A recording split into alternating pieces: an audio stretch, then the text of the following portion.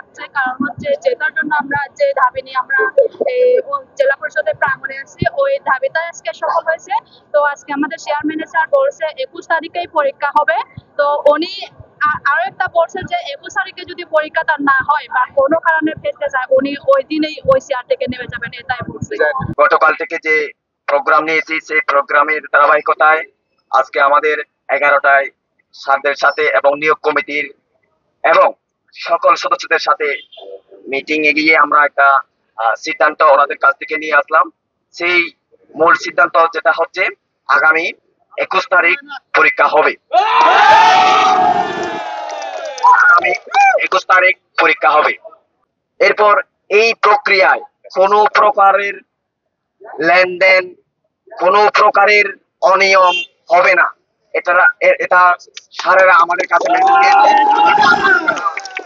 আমাদের জানিয়েছেন, সেটা হচ্ছে যে 21 তারিখ পরীক্ষা হবেই এবং আজকে ওনারা বিজ্ঞপ্তি দিয়ে দেবেন। আমরা শান্তিপূর্ণভাবে এখানে অবস্থান করে ওই বিজ্ঞপ্তির অপেক্ষায় থাকবো।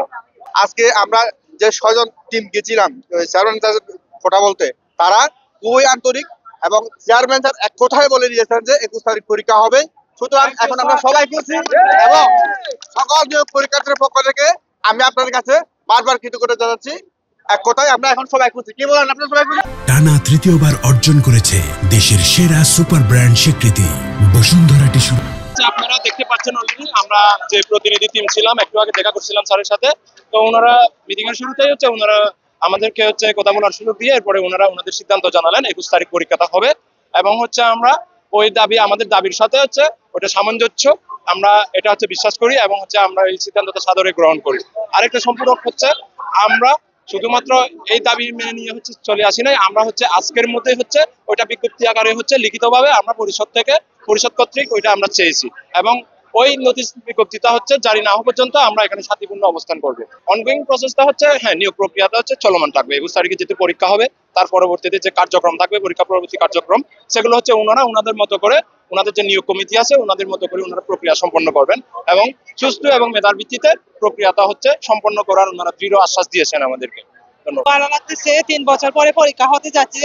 কত 2022 সাল থেকে 25 সাল পর্যন্ত এবছর 3 বছর পর্যন্ত 3 বারে স্থগিত হয়েছে।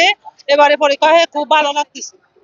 আমরা আলহামদুলিল্লাহ আমরা আশাবাদী, কারণ চেয়ারম্যান স্যার আমাদেরকে নিশ্চয়তা দিয়েছেন যে আগামী 21 নভেম্বর আমাদের পরীক্ষা হবে।